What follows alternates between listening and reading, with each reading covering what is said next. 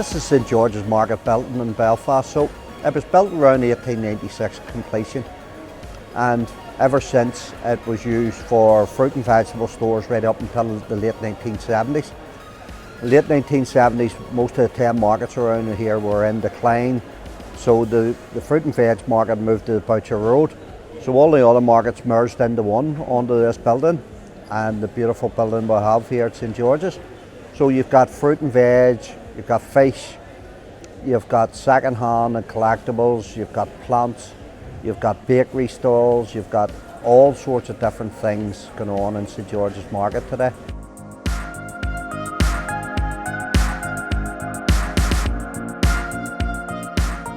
This is the Dulles here. It's very, very popular in Belfast, and I gathered that yesterday morning and dried it yesterday afternoon.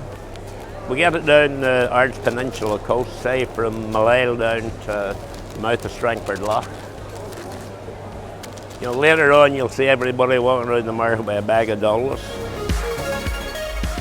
I would have to get up at 3:30 on a Friday morning to come to the market, and I've never once in my life, don't even need the alarm clock, just waking automatic. And somebody says to me, "You going for a game of golf, are you going for a pint?" I just say, "No, I'm going to the market." It's not a job to me, it's just something I always love doing. And maybe I'm silly, but I don't think so. Well, in the early 1990s, the council proposed to move St George's to Smithfield Market, and the traders didn't want to. The traders wanted to stay here and preserve what we had here. So we got together and we contacted the council and said, look, we're really interested in the market being refurbed if possible. So the Heritage Lottery Fund and the council got together and they worked out a deal of investing £3.5 million in the mid-1990s. And in May 1999 was the grand opening of St George's. So we've been here ever since. Such a beautiful building, a beautiful part of Belfast. The old and the new working together, living side by side. That's what Belfast should be about.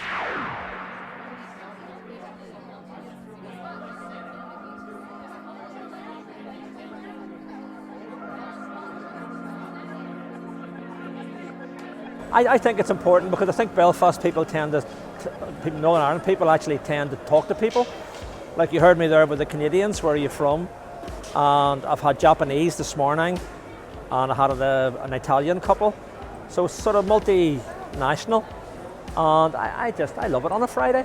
Although at 5 o'clock in the morning, it's not, you get up and you walk a dog, and then you're in here for 6 and you try to get set up. But no, I think it's a social thing. I love talking to people, meeting different people, meeting all kinds of people. All over the world, you get tours here, Canada, America, Australia, Japan, Hong Kong, everywhere, different races, and it's just great to meet different people. It's great to be here in this market. The market is really the heartbeat of Belfast. It's a hidden gem. How would you describe it? This is a tradition, and this tradition is one of our good traditions. And I think it should be kept for future generations. And the more we can do to promote it, the better it will be for Belfast as a whole. St George's Market, you know, it's the jewel in the crown of Belfast. In my personal opinion, I think it's one of the greatest places you can be. It's not just about the red brick building and the age of it. It's about the heart and soul of this market are the customers and the traders. And without them, it would just be a beautiful building. It's passing on to future generations a time capsule, something that has been here for over 120 years, and we want it to be here for another 120 years.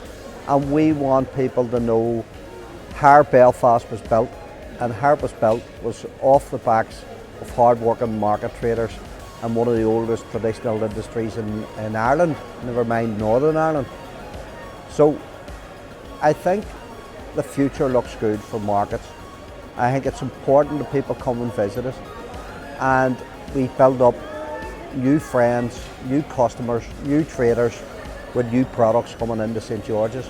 that's what the future has for St George's.